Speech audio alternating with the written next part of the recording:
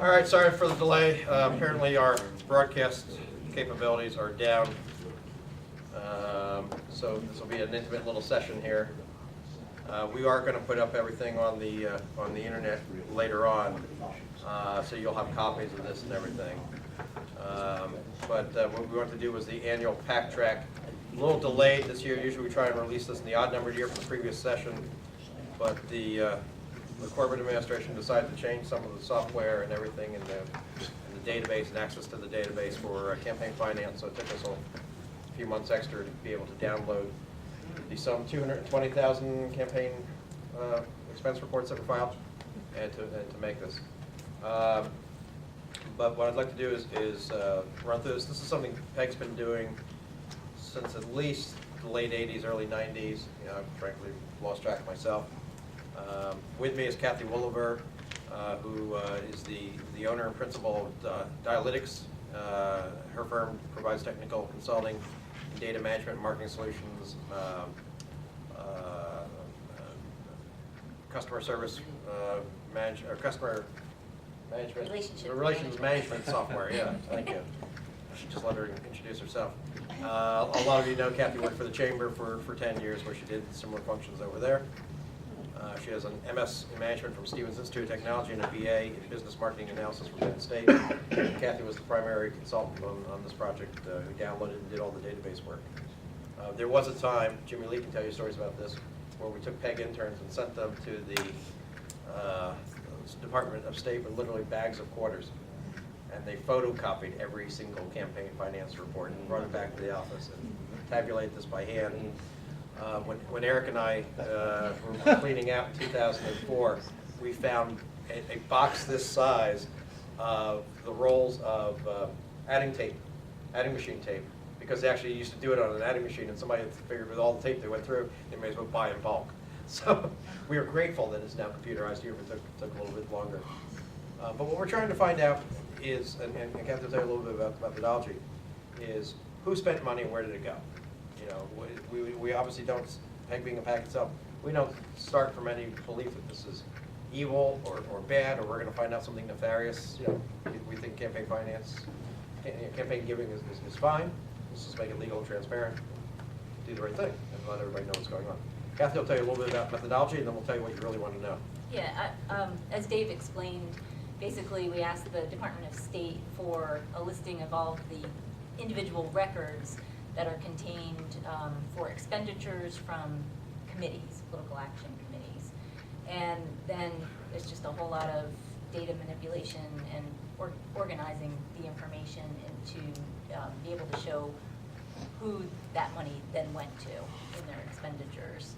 So as the next slide shows, it's basically categorized into these 5 areas. Those running for state office, those running for local office, so mayors and sheriffs and such, expenditures to party PACs and leader PACs, and expenditures to other PACs. And then final is miscellaneous expenditures, captures, you know, phone bills, internet bills, ad agencies, things like that end up in there. There would also then probably have some of the independent expenditures that PACs make when they don't clearly delineate that this was for so-and-so's campaign. So if they say to a such and such mail house or video consultant, you know, we don't know for which candidate to attribute it to, so that's in there as well. Right, but if it did say mail house and then who it was for, then it ended up, you know, with this on the the state legislator office area. For sakes of trying to tell you where the money went, we've tried to classify the groups. We put them very, very broadly as business, labor, political organizations, and what we call ethnic religious groups. In business, you'll see a lot of subcategories, or what we were titling contributor classes. In labor, just 2, public sector labor and private sector labor. Now, there are obviously some inherent problems with this, one of which is that it becomes very difficult to separate law firms between, you know, and the legal expenses between those who are working only for the defendants and those who are working only for plaintiffs. I was trying to figure out every single law firm. So within business will be plaintiffs' law firms, and they are businesses, you know, certainly. But then again, that doesn't mean that they share the views of us. We got into a special problem this this year that Kathy can tell you about with an education issue. Yeah, I forget what it was called, Students First. First organization is for education reform, and we just weren't sure where to put that. So we've actually created, a slightly different grouping for education, and then we pulled in some of the labor unions that are education related into that as well. So I'll show you all the money that went into the education issue. In terms of the aggregates, though, Students First, we ended up putting in with the political organizations. Is that Yes, correct? Okay. yes. So because it was an issue-oriented group, and you'll see why that matters when you see how much money they gave in this past two-year cycle. So having said that, the kind of unveiling the curtain here, total expenditures, $137.9 million, so $138 million in the 9-10 cycle, up 9%. So the recession didn't seem to impact political giving. Now, so it was a gubernatorial year with an open seat, and that mattered. And then there was all the attempts for the House Republicans to take back control. Candidates up 18%. Donations to candidates from 33 to 39 million. The local candidates up 29% from 7 to 9, reflective of the 09 races. But that, unless it was early money, that doesn't count the 11 races for Nutter or for county exec out in Allegheny County. Money to party leaders actually went down. I was wondering, if there was any way we can explain this. I'm not sure we find anything particularly here, just that the money went directly to candidates rather than to the leaders. Yeah, the primary drop was in the Senate Republican Campaign Committee. And I dug into it further and can't find any rationale for it. So other PAC transfers up 44% from 5.5 to 8.2 million, and then the miscellaneous expenditures up 8%. But overall giving up 9%, so, or overall expenditures, I should say. This isn't the giving to the PACs, but this is the expenditures the PACs made. All right, so by category. Political organizations, 58% of all money, 79 million of the expenditures. Labor and business, this is interesting, business actually beat labor by $1 million. Statistically about the same percentage, 21%. Now bear in mind, legal being in there and legal counting as part of business, not necessarily on our side, on all issues, but that's included there. And then the ethnic religious really kind of round off here at 26 hundredths of a percent. Dave, maybe we'll get to, if you took legal out completely and didn't put it anywhere, where would that put business? Same third, I think it was about $9 million that would come off that 29. Okay, so that's a big chunk. Yeah, so yes, it would take us down to about 20. But keep in mind, Put it it is in both labor. sides of legal. I know. Yeah. Could you describe again what political organization? Go ahead. I'm sorry. Describe What you mean by political political organization Oh, organization? okay. Describe Yeah, again. that's where, your party PACs ended up in there, so at the state level and also a lot of the local ones. So Montgomery County, Democrat committee and things like that. Okay, that's not There's the. quite a few regional Does that PACs. include the caucus organizations like the HRC? Yes, Okay. yes. Mhm. They're the primary ones. The political org, is that the party committees? Yes. Yeah, so we were just talking about, go ahead. And- Do you have that broken down? Yeah, we do. Yeah, you- We'll get to that. All right. Going into a little more detail now, from the aggregates. Political organizations, 73 million, private labor, 22, legal, this is the 8.3 for all legal. So if you take 8.3 out of the 29, that would give you your number, G. Associations, 7.5. Now again, associations count all kinds of associations. It would not be labor unions, but Law PAC is an association, as is your Chamber PAC or PEG PAC, or any of your PACs. Oh, so you're not counting the trial lawyers, sorry, I can't call them the Association for Justice, I can't do it. You're not counting the trial lawyers PAC in with the legal here. You're counting them in with the association. No, that's legal on here. Oh, okay, well, here they are out, sorry, Okay. okay, so Yeah. here they're out. And we're trying to avoid double counting. Right. But you get into like what happens when they're dual classified, so I'm sorry, yeah. Public labor unions at 5.7, insurance financial packs 4.2, energy just about 3, healthcare 2 million, and lobbyist government affairs firms 1.8. Continuing manufacturing firms 1.8, so about equal to the lobbying firms, a little under healthcare. Construction 1.6, telecom 1.4, real estate about just a little over $1 million. Engineering, 900,000, transportation, 700,000, the food industry, 4.8 million, retail, I'm sorry, 480,000, retail, 378, ethnic religious, 355, water companies, 281. Water industry. A lot fewer of them.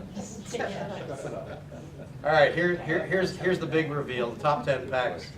And you'll see on the right side there, they're ranked in the previous cycle, the 7-8 cycle. So Kathy, you want to make a comment? Sure. Yeah, Student First PAC was one that just appeared. We didn't have that in the last election cycle, at least not under that name that I'm aware of in any way. We'll get to their numbers then. Yeah. So what you see on the right-hand side is they're ranked the last time. So at number 2, Committee for a Better Tomorrow, which is the Philadelphia trial lawyers, they were 6th the last time. Local union number 98, IBEW, won the first time. They've dropped to 3rd. PSEA, PACE for state elections, and that's the state, the education teachers, teachers union, right. union, yeah. 4th from 3rd last year. Labor's District Council PAC, number 5, down from 2. Law PAC, which is the Pennsylvania State Trial Lawyers, 6 from 5, they're virtually where they were last year. Pennsylvania Future Fund, number 7. Carpenters PAC of Philadelphia, number 8. Western PA Laborers PAC, number 9. And Communications Workers of America moved up to 10 from 34th the last time. And I double checked that 3 times, and that is correct. So they bumped up quite a bit. Pennsylvania Future Fund is a PAC run by Bob Asher. It is predominantly business people who contribute to it, although there are a few labor leaders also. But it is money that goes almost, I would say, exclusively to Republican candidates. So, somewhat of an interest group or political organization type PAC. Students First, of course, is all about vouchers, predominantly vouchers. All right, taking a look at these top 10 in more detail. Here, Student First gave for all intents and purposes, $5 million. So from non-existent to $6.5 million, some kind of an award there. David, is that school choice? Is that what that is? Yep. Predominantly 3 or 4 individuals, who feel very, very strongly about it. $100,000 each to Scarnati, Williams, and Pileggi. $100,000 to the House Republican Campaign Committee. $100,000 to Keystone Leaders PAC, which is Sam Smith PAC. So, very much leadership focused. Did you give anything before? I could look that up. It wasn't anything substantial compared to what you see here, because we kind of, made breaks on it. What we did is, in data, you just always find that when you look at data, it seems to fall into categories, and there's a natural break point. So many people are in the 6 figures, and then there's like a big margin before you where they serve another focus around, some number in the 5 digits, and again. So we tried to take whatever that natural first category was. So it's not necessarily top 3 or top 5. It's whatever all people who flocked into that same order of magnitude. In this case, over 100,000 or more. In the next case, Committee for a Better Tomorrow. I want to say tomorrow, like Stephen Colbert or something, but 3.5 in legal, $700,000 to Honorado. So there was money well spent. $345,000 to the House Democrat Campaign Committee, but over $70,000 each. Now, this is not necessarily one check. Kathy aggregated the money. Right. But over $70,000 of course that 2-year period to Scarnati, Evans. That's Dwight Evans, not John. Pileggi and Greenlee. So, and if you look in the upper right corner, you'll see how much money they gave in the last cycle. So they nearly doubled their money in the cycle. From 1.8 to 3.5. 98% increase. IBW, Johnny Doc's organization, went down from 6.7 to 3.2 million. He spends a lot of money on his own programs, so it's 353,400 that he reported in Get Out the Vote programs. 270 to the Philadelphia Future PAC. 200,000 to IBW PAC. So this is COPE, and then there's another one, just the PAC. 135,000 to Building Better Philadelphia, so that's more local races probably, and then $100,000 to Williams Percent. Okay, was there any breakdown on the Get Out the Vote? How much of that went on live humans? I think all it said was. That's a joke. Oh, okay. Yeah, the one thing is that where Doc is getting smarter is my observation that he is starting to report the street money. You know, some of it, I mean, I'm sort of guessing just the way some of it's phrased and everything, can't prove it. But I think he's trying to dot I's and cross T's.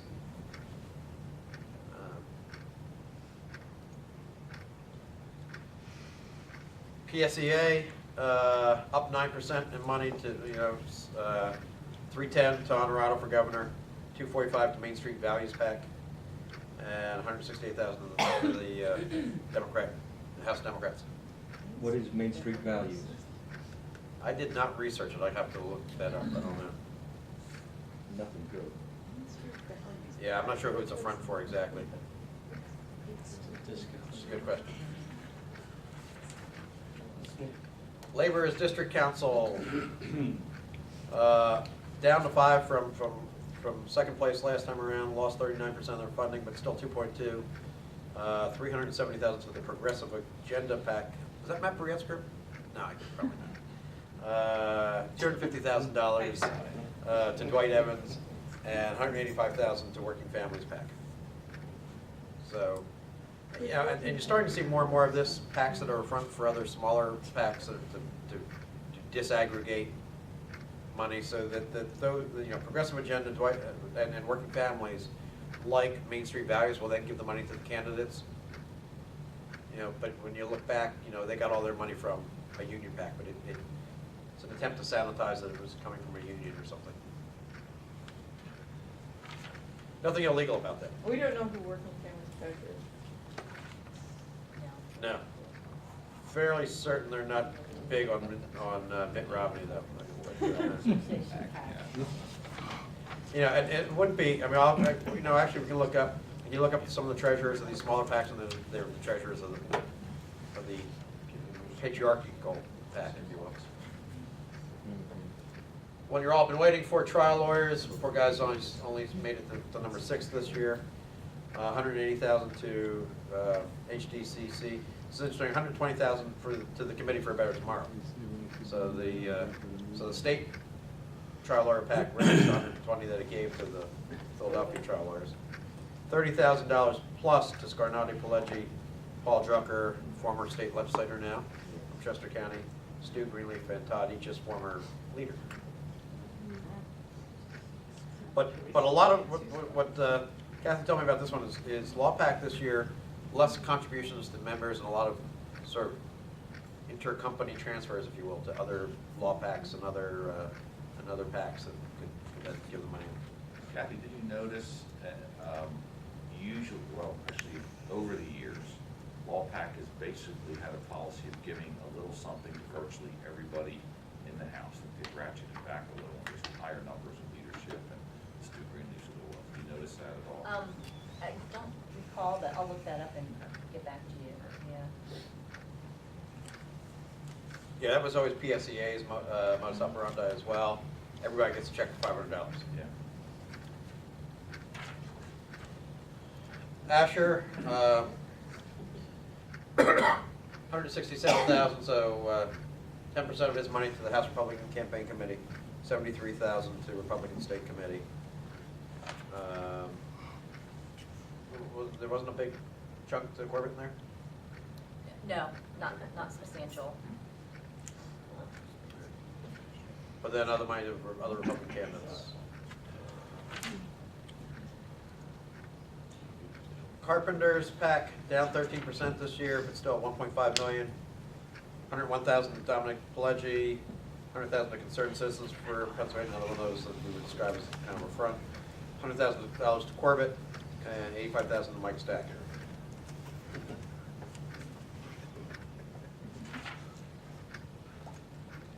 Western Labor is number 9, up 64%, almost $1.4 million total.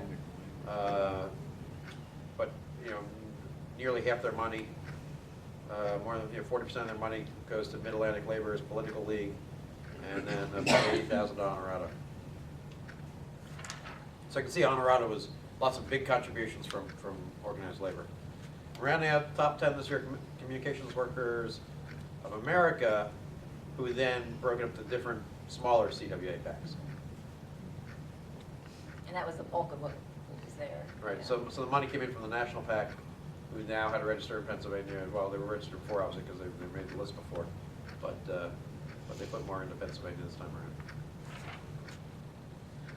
All right, looking at the PACs now by the classes, contributor classes. These are the ones that end up in the political organizations. To answer that question. Yeah, you want to run through them? Sure. House Democratic Campaign Committee, down 3% from last year at $6.9 million. House Republican Campaign Committee, $5.8 million, just down slightly from the last election cycle. Democratic Governors Association of Pennsylvania, $3.1 million. Again, double, triple check this number, up 3,000% from the last time around. Senate Republican Campaign Committee, $2.3 million, down 50% from last election cycle. Democratic State Senate Campaign Committee, $1.9 million, down 11%. Montgomery County Democratic Committee, $1.3 million, up 16%. Philadelphia Democratic Campaign Committee, $1.2 million, down about half of where they were the last time. America's Foundation, and I'll look that up if anyone's interested in who it is. I'm not sure off the top of my head. I think that's Rick Santorum. Okay. Yeah. Okay. Right. So Santorum, 1.2 million, up nearly 200% from last time around. Montgomery County Republican Committee, $1.2 million, off about 10% from last time. And Delaware County Republican Finance Committee, nearly 2 million, up 50% from last election cycle. State parties, Republican State Committee spent $14.7 million to the State Democrat Party $4 million. So, and the Democrats were down 50% from the previous cycle. So the money certainly was flowing to the Republican State Party, and a good job of raising money. And of course, a lot of this helped with the Corbett campaign. Some of that, by the way, though, might also be, so one of the things that the Republican State Committee does more of, I don't know how much the Democrats do, is their indicia for mailings is state parties get a lower rate from the U.S. Postal Service than virtually anybody else. It's almost at a bulk mail price, even though you get first-class service. So they'll do mailings for Republican candidates where you have to give the party the money, and so the House Republican Campaign Committee will give the state party $1 million to sort of draw down then on the state party doing mailings for the candidates to save the postage costs. So some of that is kind of flow through like that. And perfectly legal. It goes out saying paid for by the Republican State Committee. Really what they paid for was the postage. But they paid for it with money that was given to them to pay for it.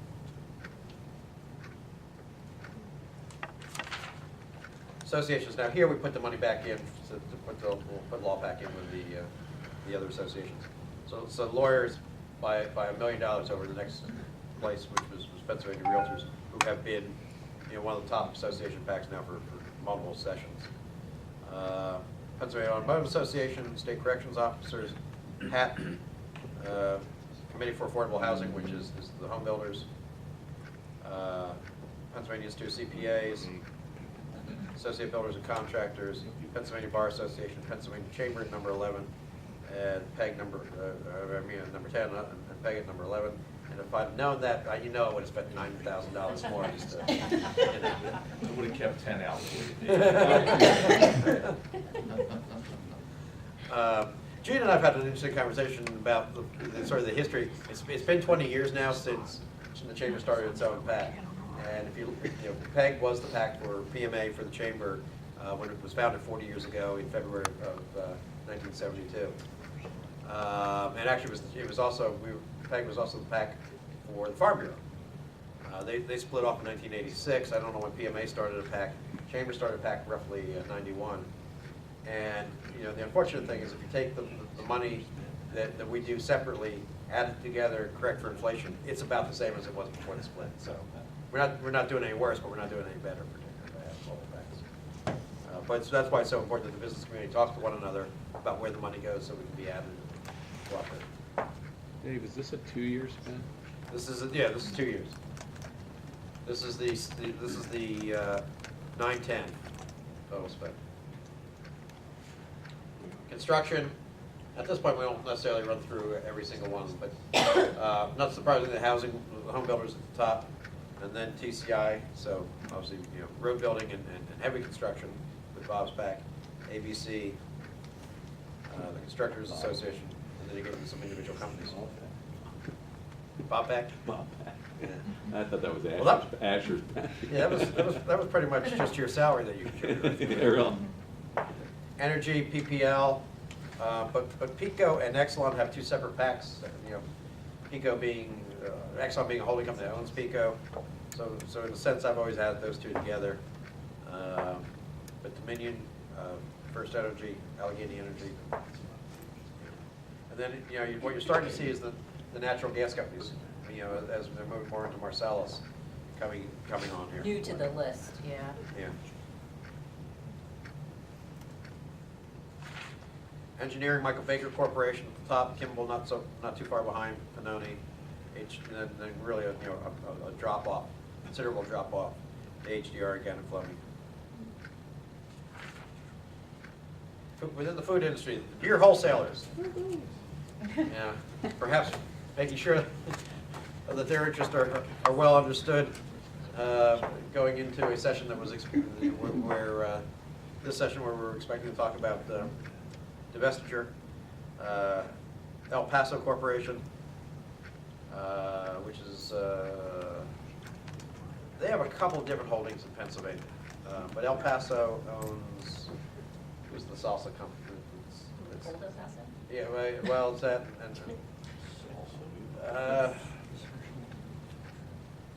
the whole line of Mexican foods, I'm pretty sure, is El Paso. Okay. But there's some other brand names, and they have some facilities in Lancaster County. Tavern Pack, Dave and Food Merchants. We have Dave Pack, we have Bob Pack. Gene Pack. Gene Pack. Hey, Dave. Yes. Back on El Paso. El Paso, did you check that to make sure it's the food company? Because El Paso is a big pipeline also, very active nationally. They're a natural gas pipeline, so. Yeah, we'll check, but one of the big boys. I'm pretty sure they were in. And do you remember, wasn't El Paso in 2 years ago? I think so, Yeah, That's the old El I'm Paso. pretty sure this is the food company. yeah. We'll double check that we're connecting them to the right companies. I mean, a lot of the stuff, obviously, when we do the classifications, and what we use in our database is the PAC owned registration number. So that in our database, the database goes from year to year to year. You know, we don't reinvent it every time unless something changed. So we, you know, the first time we research a company, then it's linked to their identifier. So.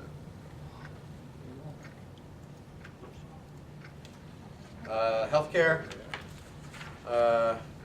Pennsylvania Medical Society, and then HAT, the Orthopods, the Dental Society, Pennsylvania Health Association, Psychology, Nurse, on down through. See Geisinger popping up here on their own, and and the Surgical Institute of Reading, which is interesting. 1/10 of the Pennsylvania Medical Society, but nonetheless, some people getting together on their own and creating their own local, regional. Insurance, Beery Pack, yeah, Bank of New York Mellon, still very high. We put these two together. I mean, obviously they're different industries, but they are governed by the same committee, and sometimes there's some overlap. Highmark, of course, the insurance pack. And on this, if you went down to like the top 20, you'd still be, above $70,000. These are pretty sizable packs below this top 10 list too. Looking at everybody in legal, here you can sort of break out defense firms versus trial lawyers. 3.5 for, take those first two numbers and get 5.2, and then start looking at the others.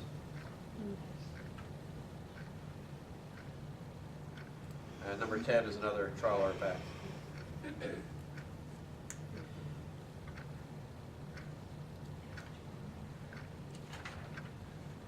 Lobbyist.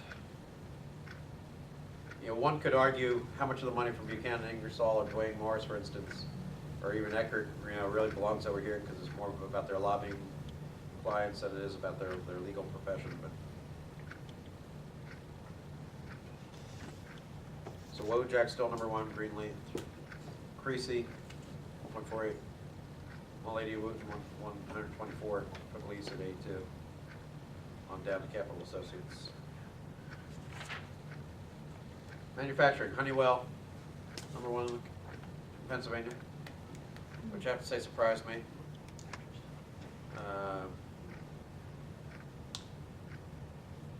I don't know how many of the old electronic kind of version of Honeywell facilities they have in Pennsylvania. I don't know, do you guys know? They bought all of the, Allied Signal became part of Honeywell. So all of the Allied Signal assets in Pennsylvania, but a lot of those had been sold off to other companies. So. But Honeywell's still playing big here. Then of course, U.S. Steel, Sunoco, Value Drugs, down through. So we get into the pharma companies. Dave Taylor Pack at Fred right. Hansen Pack. What's that? Fred Hansen. Fred Pack, yeah. Real estate, the realtors, was yourself before at 702. Big drop off then. Retail Wine and Spirits Brokers Association. Walmart, number 2. Sheets, number 3. Home Depot. Going down the line. If there's any questions, we'll stop. But Yeah, and we left, one question Dave had, we left the PA oil marketers here because it does represent convenience stores too, so that's why we left it, and gas stations.